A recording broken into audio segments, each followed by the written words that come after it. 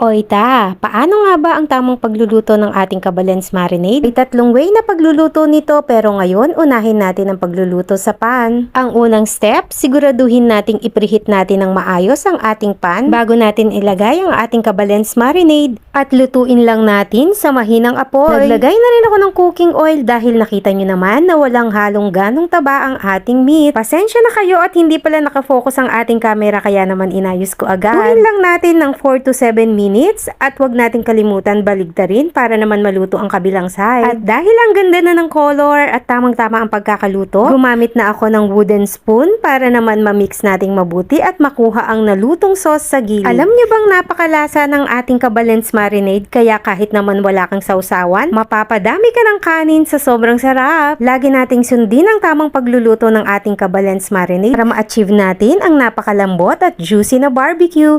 Dakal salamat!